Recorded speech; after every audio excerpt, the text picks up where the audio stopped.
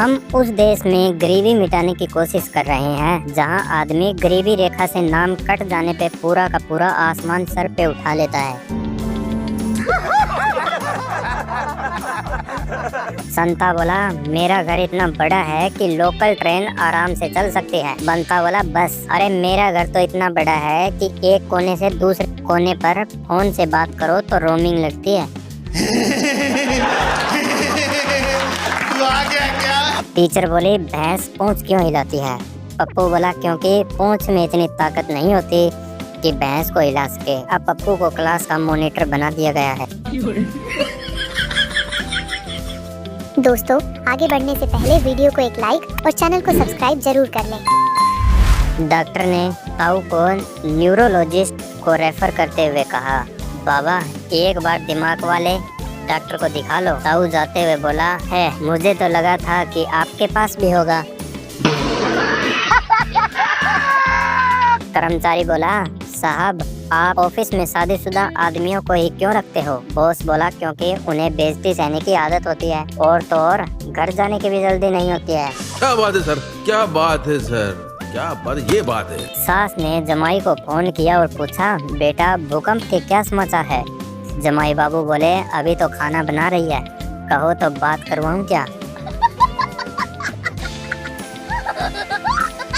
दिया और बाती सीरियल से हमें यह शिक्षा मिलती है कि बहू कितनी भी ऊंची जॉब पोस्ट पे हो मगर सासू उसे परेशान करने से कभी पीछे नहीं हटती है। बात तो सही है।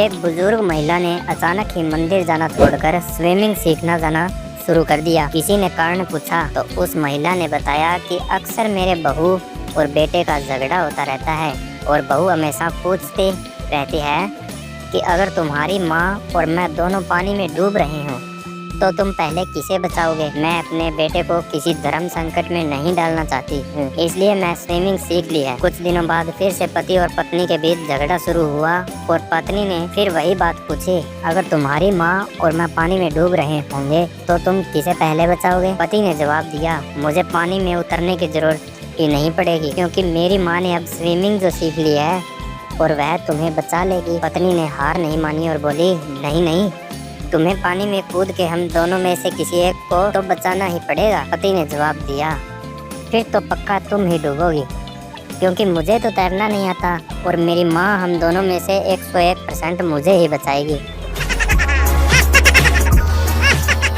पिता बोला, एक जमाना था जब मैं सिर्फ 10 रुपए में ही किराना, दूध, सब्जी और नाश्ता लेकर आता था। पुत्र बोला, अब संभव नहीं है पिताजी क्योंकि अब वहाँ CCTV कैमरा लगा होता है। संता ने एक बेहद खूबसूरत महिला को देखकर ठंडी आह भरी और सोचा, काश मैं इसका बेटा होता तो मैं भी इतना खूबसूरत होता। संता बोला, यदि तुम्हारी शादी एक जैसी शकल सूरत वाली जुड़वा बहनों से किसी एक से हो जाए तो तुम अपनी पत्नी को कैसे पहचानोगे? बंता बोला, मैं क्यों पहचानूं? दरवाजा खोलते ही लड़की, अब क्यों आए हो? परसों मेरी शादी है। लड़का बोला, DJ बजाने आए हैं, अब काम धंधा भी छोड़ दें क्या? किसी महान आदमी ने खूब लिखा है, दुनिया में ऐसी कोई ठंड नहीं बनी जो शादी में सज धज कर आने वाली लड़कियों और महिलाओं को स्वेटर पहना सके। 50 की उम्र के बाद भी बाल काले रखने का उपाय, रोज 5 किलोमीटर पैदल चलना, 10 मिनट शीर्षासन, 20 मिनट योग, पत्तेदार सब्जियों का सेवन और हर 15 दिन में एक बार गोदरेज हेयर डाई। 10 साल बाद पत्नी की यह सोच बन गई कि उसका बच्चा बड़ा अलग सा है तो उसने बच्चे का DNA टेस्ट कराने की ठान ली। टेस्ट में भी यही पाया कि बच्चा अपने पेरेंट्स से बिल्कुल जुदा है। पत्नी बोली, प्रिय, मुझे आपसे एक बहुत ही महत्वपूर्ण बात करनी है। पति बोला, क्या हो गया? पत्नी बोली, DNA टेस्ट के परिणाम के अनुसार यह बच्चा हमारा नहीं है। पति बोला, अरे क्या तुम्हें याद नहीं कि जब हम हॉस्पिटल छोड़ रहे थे तब हमने देखा था कि बच्चे ने सुसु कर दिया था और अपनी अंडरवियर खराब कर ली थी। तब तुमने ही कहा था कि जाओ चेंज करके ले आओ, मैं तब तक तुम्हारा इंतजार करती हूँ। तब मैं अंदर जाकर गंदे वाले बच्चे को छोड़कर एकदम साफ सुथरा बच्चा ले आया था। पत्नी बेहोश।